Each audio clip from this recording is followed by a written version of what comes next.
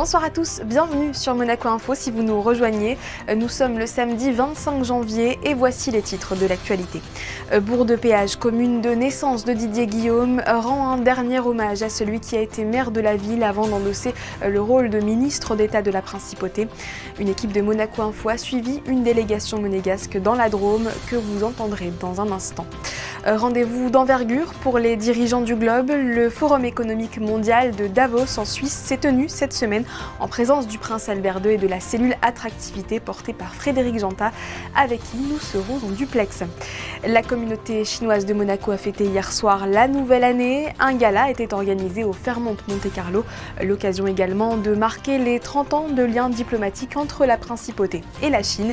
Nous y reviendrons avec Marie-Pascale Boisson, ambassadeur de Monaco dans le pays. 500 personnes étaient réunies ce matin à Bourg-de-Péage pour rendre un dernier hommage à Didier Guillaume après les obsèques du ministre d'État célébrées à Monaco jeudi en présence notamment du prince Albert II et du président français Emmanuel Macron. La ville où Didier Guillaume a été maire a tenu à lui rendre un dernier hommage. Émilie Rousseau, bonsoir. Vous êtes sur place avec Julien Philippot et Bourg-de-Péage était aussi la commune de naissance de Didier Guillaume. Oui, effectivement, et c'est ici aussi qu'il a débuté sa carrière politique. Conseiller municipal en 1983, il devient maire de Bourg-de-Péage en 1995, et ce pendant près de 9 ans. Didier Guillaume portait la Drôme, chevillé au corps, et ce département le porte aussi dans son cœur. Pour preuve, les nombreux hommages qui se sont succédés aujourd'hui à Bourg-de-Péage, dans la salle Jean Cocteau, qui se trouve juste derrière moi. Bourg-de-Péage aura été le berceau de l'histoire de Didier Guillaume. C'est ici qu'il est né et qu'il aura laissé une empreinte forte par son charisme et ses actions au profit de la commune et du département. Près de 700 personnes sont venues lui rendre un dernier hommage lors d'un instant souhaité par la famille, 2 jours après la cérémonie donnée en la cathédrale de Monaco. Le portrait souriant de Didier Guillaume trône sur scène devant sa famille, ses amis, mais aussi des personnalités politiques françaises et une délégation monégasque menée par le ministre de l'Intérieur, Lionel Beffre, et l'ambassadeur de Monaco en France, Valérie Bruel-Melchior, représentant ici son Altesse Sérénissime, le prince Albert II. C'était un homme chaleureux, enthousiaste, comme ça a d'ailleurs été décrit sur tous les hommages qui lui ont été rendus, mais c'était aussi un animateur d'équipe. C'est ça qu'il faut voir, c'est que pour le gouvernement, il était enthousiaste, il savait déléguer, il savait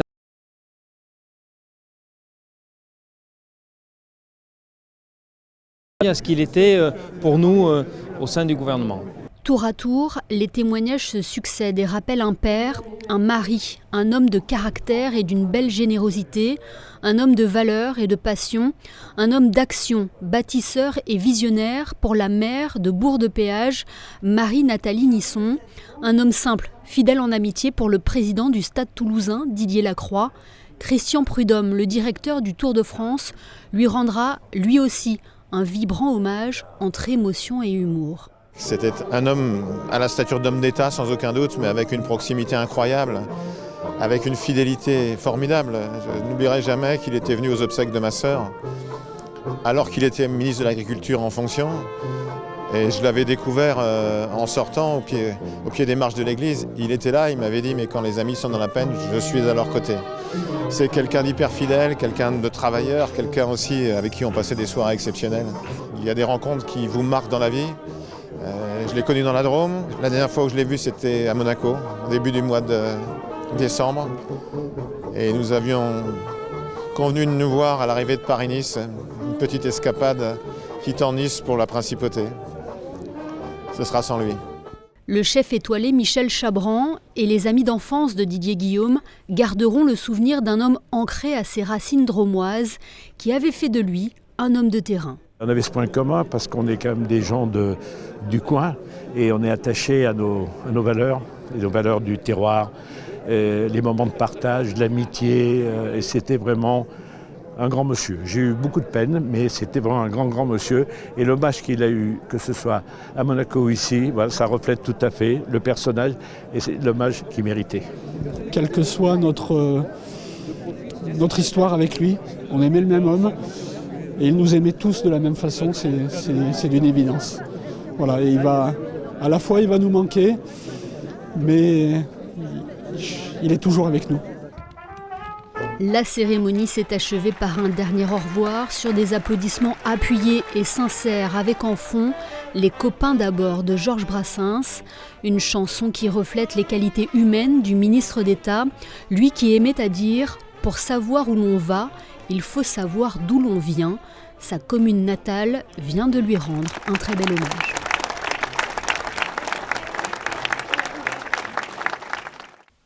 Une délégation monégasque a fait le déplacement dans la Drôme pour assister à cette cérémonie funéraire publique aux côtés de la famille de Didier Guillaume et de nombreuses personnalités de la vie politique et culturelle française. Je vous propose d'écouter les réactions du président du Conseil national Thomas Brezzo et du maire de Monaco Georges Marsan. C'est l'homme qu'on est venu saluer ici, et c'est toutes les qualités qu'on a pu voir, qu'on a pu apercevoir, qu'on a encore découvert auprès de ses amis, auprès de ses proches ici. On a perdu quelqu'un un grand homme d'État pour tout ce qu'il a fait en 4 mois.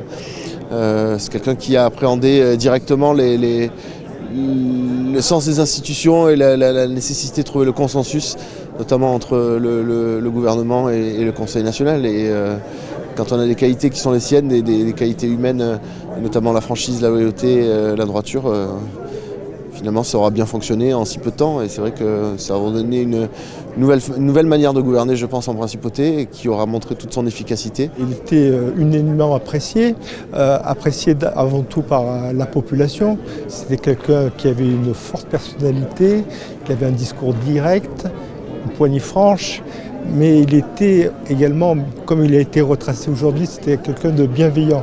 Personnellement, on est très affecté parce qu'on le connaissait personnellement, donc il va nous manquer. Que ce soit à Monaco ou dans la Drôme, l'émotion est toujours aussi vive. Direction à présent la Suisse où le prince souverain a représenté la principauté ce jeudi au Forum économique de Davos. En marge de cet événement majeur qui a réuni 3000 dirigeants de 130 pays, la cellule attractivité aux côtés de la Fondation Prince Albert II a créé la Monaco House. Christina Petit-Hommel, vous êtes sur place avec Lionel Bernardi et vous nous le confirmez, c'est une opération qui a permis à Monaco de promouvoir son excellence le temps d'une journée auprès des leaders mondiaux. Oui, et c'est inédit pour Monaco puisque c'est la première fois que la principauté est représentée ainsi de la sorte à Davos. Alors plus de 2500 leaders mondiaux économiques et politiques sont présents ici en Suisse pour participer à ce forum économique d'envergure. Et en marge de cet événement, la Monaco House, quant à elle, rassemble l'ensemble de l'écosystème de l'attractivité monégasque. L'objectif, promouvoir ces initiatives en matière d'innovation, de durabilité et d'attractivité, bien sûr. Située à quelques pas du village du World Economic Forum, la Monaco House était le lieu idéal pour faire briller les atouts de la principauté. C'est très important, c'est vraiment un endroit dans le monde extraordinaire sur 4 jours où les plus grands leaders internationaux se croisent, échangent et prennent des décisions.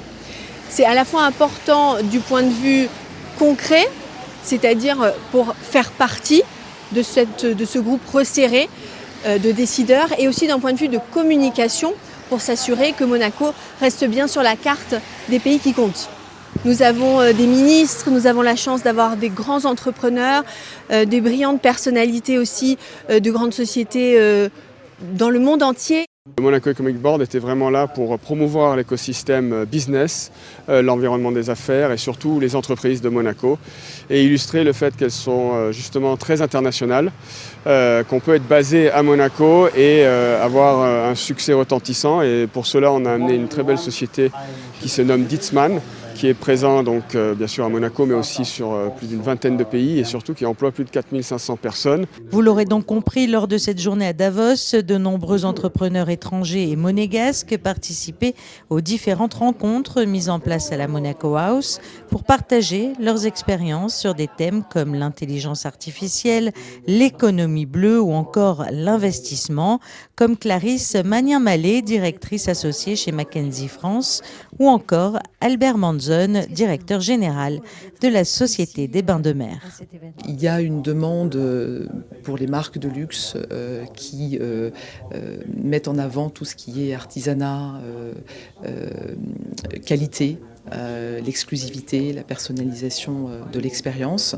Et donc c'était pour en fait partager ces grandes tendances qui émergent et puis aussi toutes ces aspirations que peuvent avoir les consommateurs par rapport aux grandes marques un peu dans toutes les régions du monde. La SBM, quand on parle de luxe, puisque c'était vraiment le sujet aujourd'hui en ce qui nous concerne, je pense qu'il y a deux choses qui sont importantes. La première, c'est d'avoir une expérience unique, et c'est vraiment en termes d'expérience qu'on est en train de se positionner. La deuxième, c'est d'avoir une histoire à raconter. Toutes les marques de luxe aujourd'hui vont chercher des histoires, et nous, on a la grande chance d'en avoir une qu'on n'a pas besoin d'inventer. On est là depuis 162 ans. Notre destin est lié à celui de nos princes, et donc on a une des plus belles histoires et une des plus longues histoires d'Europe. Notre travail, c'est de toujours la mettre à jour et de toujours faire en sorte que ces expériences soient très importantes et préférables pour non seulement nos clients habituels, mais aussi pour les nouvelles générations. Et si le monde de l'entrepreneuriat a été mis en lumière, celui de l'environnement l'était également. Une journée qui s'est achevée avec la venue du prince souverain à la Monaco House, un lieu qui a su positionner à Davos la principauté comme un territoire d'opportunités auprès des plus grands leaders influents dans le monde. Et pour nous détailler les enjeux de cette Monaco House et plus généralement de ce déplacement à Davos, nous sommes en duplex avec le délégué interministériel à la transition numérique et à l'attractivité. Frédéric Jantat, cette présence était essentielle pour Monaco ? Évidemment, Davos est un carrefour où se rencontrent tous les acteurs économiques et politiques mondiaux.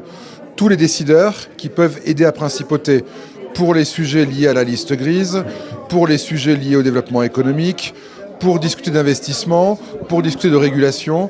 Il était indispensable que la voix de Monaco et que les acteurs économiques monégasques soient présents aujourd'hui. C'est pour ça que nous avons créé cette Monaco House, où nous avons associé autour des équipes d'attractivité la MAF, la SBM, des acteurs du privé, et nous avons eu la chance que le prince souverain soit présent avec nous aujourd'hui pour dire quelques mots. Cette année, le thème du forum était « Collaborer à l'ère de l'intelligence » et c'est ce que vous avez pu faire, collaborer avec les participants et trouver ensemble de nouvelles opportunités. Évidemment, Monaco est un pays qui, quelque part, s'abreuve des talents et des idées du reste du monde. Ici, nous rencontrons des entrepreneurs, des investisseurs qui nous parlent de ce qui se fait partout, qui nous parlent de comment les pays voient les problématiques liées à l'environnement, liées à l'intelligence artificielle, liées au développement économique. Et quelque part, on s'en inspire pour pouvoir développer des activités à Monaco. Nous avons fait de nombreuses rencontres. J'ai pu discuter, par exemple, avec le ministre des Finances de Bahreïn, avec le directeur général d'AXA. Demain, d'autres rencontres sont prévues. Ça permet de créer des projets communs, de parler de solutions et de créer des partenariats qui bénéficieront à la principauté, tant en termes économiques qu'en termes d'image. En quoi la principauté rayonne-t-elle en matière d'innovation ? Déjà parce qu'elle a toujours rayonné dans l'innovation. Lorsqu'on prend le pays depuis Charles III et le chemin de fer, Monaco s'est toujours adapté. On a toujours bâti un pays innovant, différent, à l'avant-garde, tout en gardant nos valeurs. Monaco est lié à l'innovation. Et on a une chance, en 2025, c'est de vivre dans un monde où le mètre carré n'est plus une contrainte, où la finance et le numérique, notamment l'intelligence artificielle, permettent des rentrées économiques exponentielles sans mètre carré. Donc Monaco est dans son ADN dans l'innovation. Monaco innove, ce qu'on a pu faire avec le programme Extended Monaco notamment, être les premiers sur la 5G et le premier pays à avoir un cloud souverain. Et Monaco n'a d'autre choix que de continuer à innover, vu sa taille et vu ses ambitions. On sait que vous avez décidé de vous mettre en disponibilité de vos fonctions au gouvernement. Cette Monaco House dont vous êtes à l'initiative était pour vous une manière de terminer sur une belle opération ? En tout cas, ce qui était sûr, c'est qu'on ne pouvait pas avoir un Davos sans Monaco. Monaco est au même niveau d'excellence que quelque part que Davos. En ce qui me concerne, je suis ravi d'avoir mené ce projet à bien. Je suis ravi d'avoir pu structurer l'attractivité, notamment dans le rapport que j'ai remis au ministre d'État. Je pense que la principauté a, quelque part, tous les moyens de réussir. La feuille de route est claire. Je me suis effectivement mis en disponibilité pour 1 an. Et je serai toujours ravi, dans le privé ou dans le public, de contribuer à aider mon pays, de contribuer à aider la principauté de Monaco. Merci beaucoup Frédéric Jantat d'avoir été avec nous. Merci beaucoup. Je vous le disais, la Fondation Prince Albert II a participé à l'organisation de cette Monaco House et a profité de sa présence en Suisse pour sensibiliser sur la gestion des plastiques. On écoute à ce sujet Romain Ciarlet, directeur exécutif de l'organisation. Ce petit déjeuner, c'est une table ronde sur la thématique des solutions face à la pollution plastique. C'est un enjeu que tout le monde connaît parce que c'est une pollution que l'on voit et ça devient un enjeu de société. Aujourd'hui, on a des négociations internationales qui ne fonctionnent pas. On a un accord sur le plastique qui n'avance pas. Et donc il y a un besoin de mobiliser la société plus largement, de mobiliser le secteur privé, le secteur public. Et c'est ce que l'on essaie de faire avec ce petit déjeuner. 40 personnes de très très haut niveau. On a du senior management, de grandes entreprises qui utilisent le plastique, des producteurs de plastique. On a des investisseurs, on a des grandes familles. Et l'idée, c'est d'offrir une plateforme pour que tous ces acteurs puissent échanger et qu'on comprenne quelles peuvent être les dynamiques pour faire face à cet enjeu. Il n'était pas présent au forum de Davos, mais y a participé par visioconférence.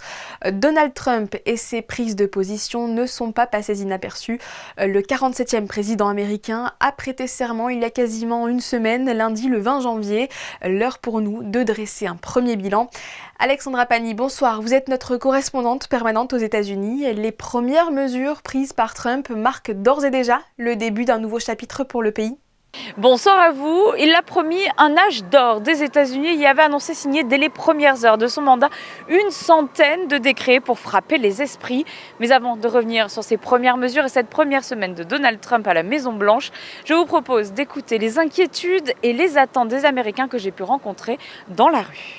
Well, I'm not a Republican, so I'm hoping that these next 4 years has a little more intelligence than the 4 years that Trump served previously.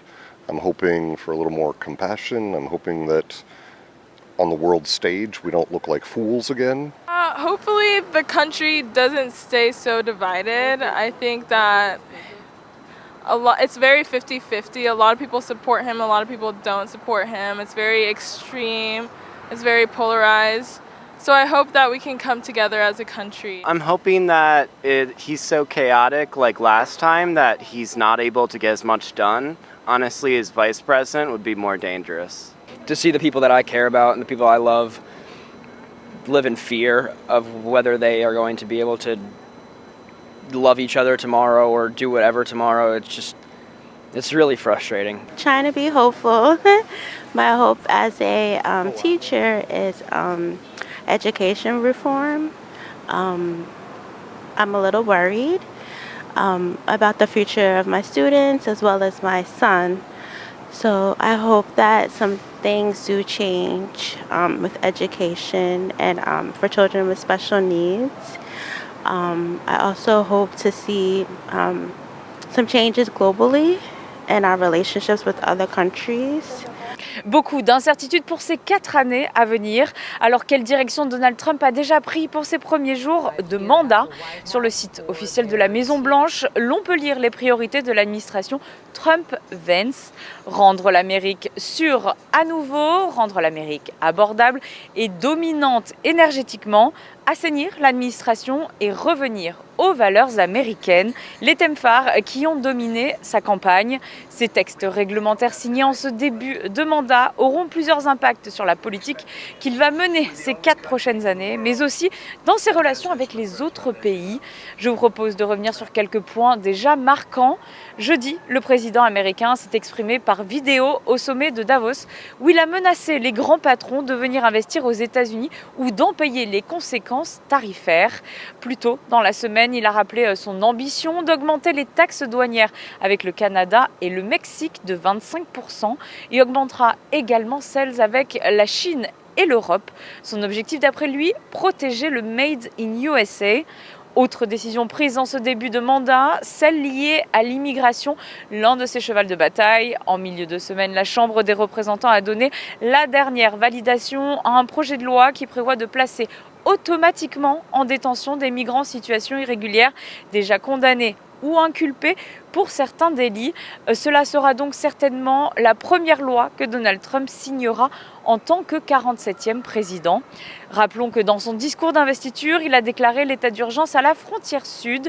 Il souhaite stopper l'arrivée de migrants et a déjà suspendu le programme d'admission depuis lundi, laissant des milliers de personnes en attente de réponse bloquées à la frontière. Il compte également supprimer le droit du sol en vigueur depuis 1898 aux États-Unis et inscrit comme 14e amendement de la Constitution américaine.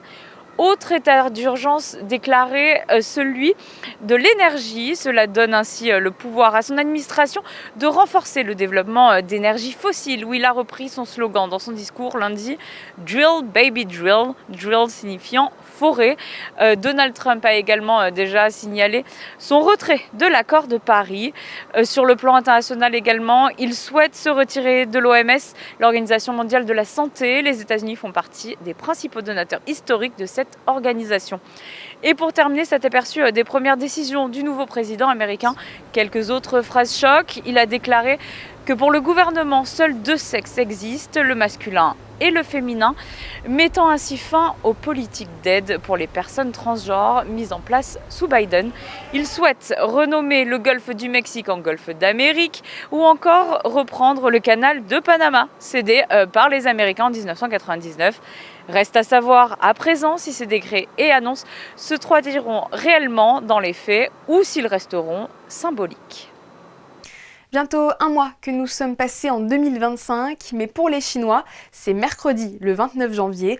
À Monaco, le Nouvel An a été fêté avec un peu d'avance hier au Fairmont de Monte-Carlo. Retour sur ces célébrations avec Marie Bonnet-Blanc et Thomas Deus.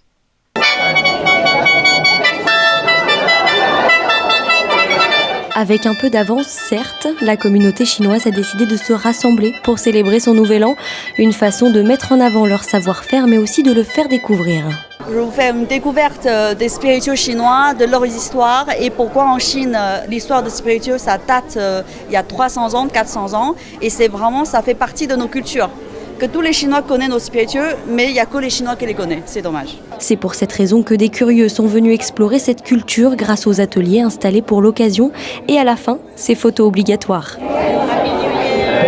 Très surprenant, vraiment très parfumé, c'est un petit côté sucré, on sent pas beaucoup le goût de l'alcool, donc c'est vraiment, moi j'ai trouvé ça très original. C'est la première fois que je participe à cet événement ici à Monaco et donc c'était vraiment dans un esprit de découverte. Cocktail, animation, instruments et tenues aux couleurs de la Chine, une soirée à l'organisation bien ficelée grâce à l'association Monaco-Chine. C'est la 3e année que j'organise une soirée du Nouvel An chinois parce que je trouve que c'est la plus grande fête dans la communauté chinoise. Ça me tient à cœur. Il faut vraiment réunir tous les Chinois qui sont ici et toutes les personnes qui sont intéressées à la culture chinoise pour aussi, pour l'amitié entre Monaco et la Chine. Le Nouvel An chinois, c'est le 29 janvier prochain et l'année 2025 sera placée sous le signe du serpent de bois. Un gala qui célébrait également, vous l'aurez compris, un anniversaire, les 30 ans de relations diplomatiques entre la Principauté et la Chine, deux pays que tout oppose à première vue, mais dont les objectifs de rayonnement convergent. C'est ce que va nous préciser notre second invité, l'ambassadeur de Monaco auprès de la République populaire de Chine, qui est avec nous. Bonsoir Marie-Pascale Boisson. Bonsoir. La Principauté de Monaco et la République populaire de Chine ont établi officiellement des relations diplomatiques le 16 janvier 1995. Dans quel contexte les premiers échanges ont-ils vu le jour ? En fait, le prince régnier a souhaité établir ces relations parce qu'il y avait eu des contacts avec les autorités de la République populaire de Chine qui notamment agit de plus en plus, et c'est un secret pour personne, à l'international. Et bien que tout petit pays, Monaco est un État souverain qui a une voix à l'ONU. Et dans ce cadre-là, l'établissement de relations bilatérales semblait tout à fait logique et nécessaire, et notamment parce que l'ambition de Monaco est aussi de rayonner à l'international. Et forcément, avoir des consuls, des ambassadeurs dans un pays notamment aussi important que la Chine, telle qu'elle l'est aujourd'hui, en tout cas, c'est important et c'est une manière d'exister, que Monaco existe à l'étranger y compris dans un immense pays comme la Chine. Ce sont des pays très différents, vous venez de le dire, en évoquant leur taille notamment. En quoi ce lien avec la Chine est-il important, voire nécessaire pour Monaco ? Il est important et nécessaire parce qu'encore une fois, Monaco, à travers les siècles, a toujours existé par son rayonnement international. Et même quand je suis en Chine, que l'on me demande d'où je viens et que je dis je suis l'ambassadeur de Monaco, tout de suite les gens ils connaissent la principauté de Monaco qui est célèbre à travers la personne du prince, bien sûr, qui est allé notamment aux Jeux Olympiques d'hiver à Pékin, et aussi grâce à des voyages comme celui du président Xi Jinping en 2019, la première visite d'État d'un président chinois en principauté. Et pour la Chine, quel est l'apport de la principauté ? La principauté est perçue en Chine comme un tout petit pays, mais très beau et très riche. Et en fait, les Chinois sont très intéressés par le tourisme et en fait voient avec Monaco une image de succès. C'est un pays qui réussit. C'est un peu pour eux un mystère, mais c'est aussi notre ADN. Comment un aussi petit pays a pu rester indépendant depuis le XIIIe siècle, rayonner malgré sa petite taille à l'international et avoir cette importance économique, puisque vous le savez sans doute, nous sommes des pays qui a le PIB per capita le plus important du monde. Et ça, les Chinois le savent. La coopération entre les deux pays s'opère dans différents domaines. Le commerce, la communication, l'environnement, l'art ou encore le sport, c'est bien cela ? C'est cela, oui, effectivement.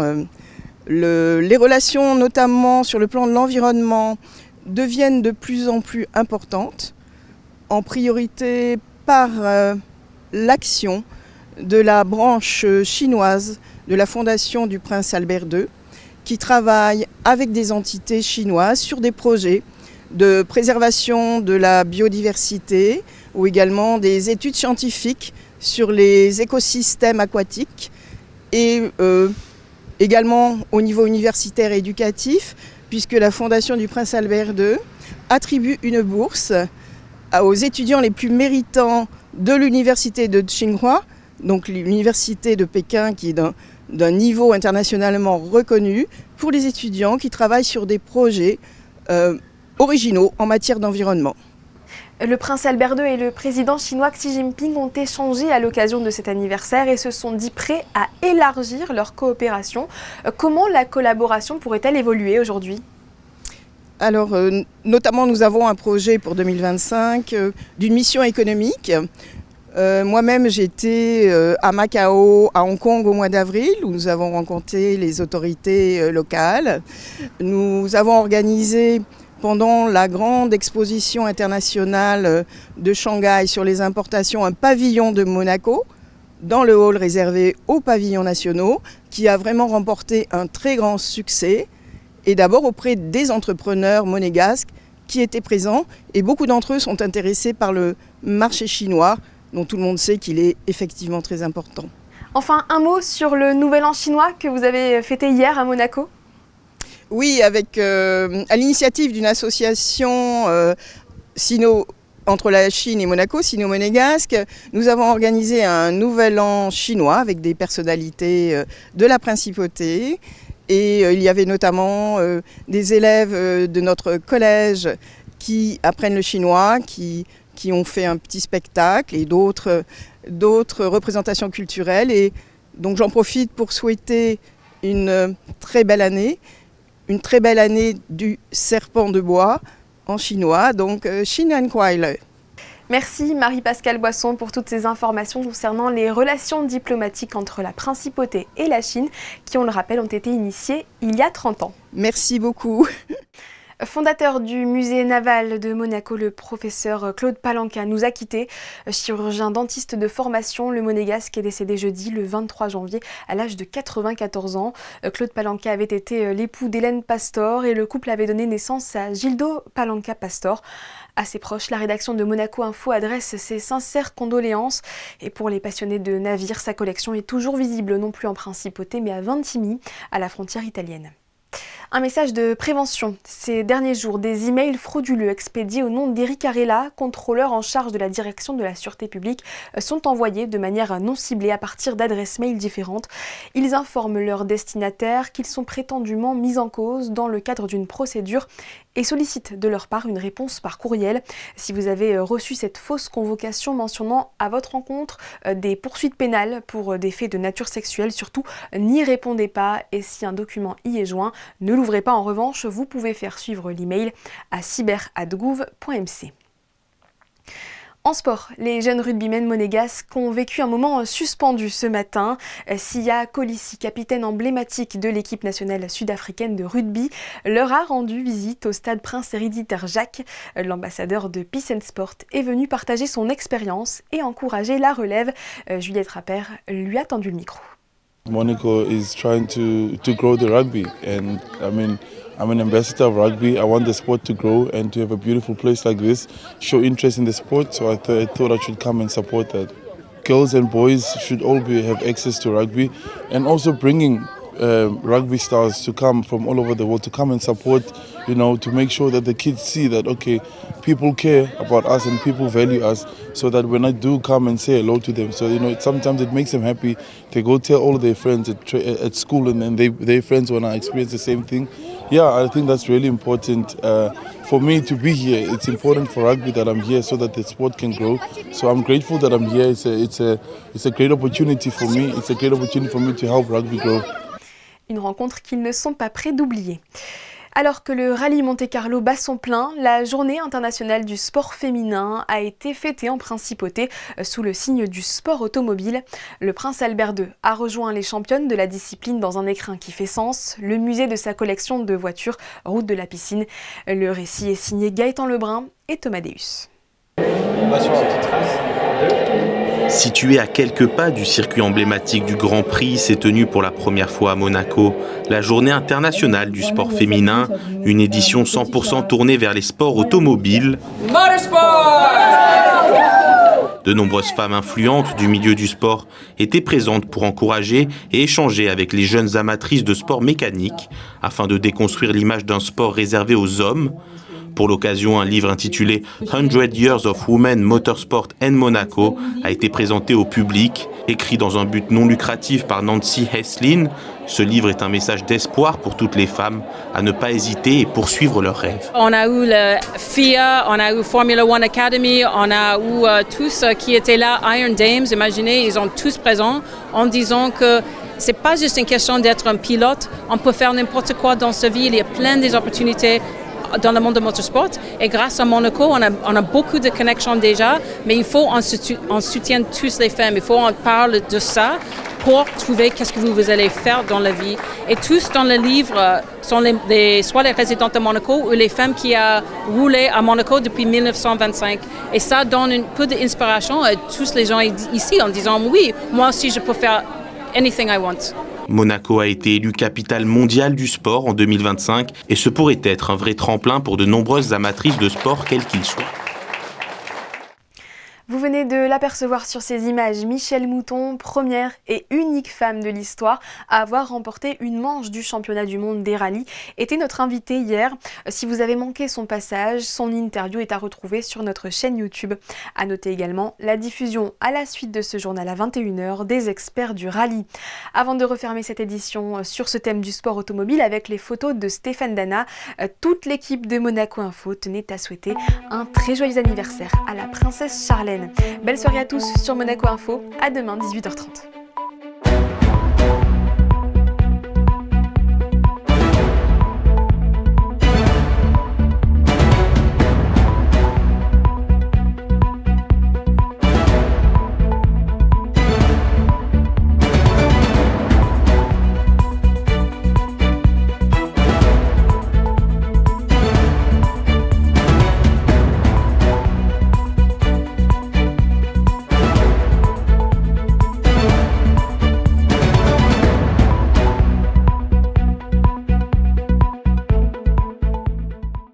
Retrouvez la météo avec Suisse Courtage, le spécialiste de l'assurance à Monaco depuis plus de 35 ans. Notre expertise à votre service.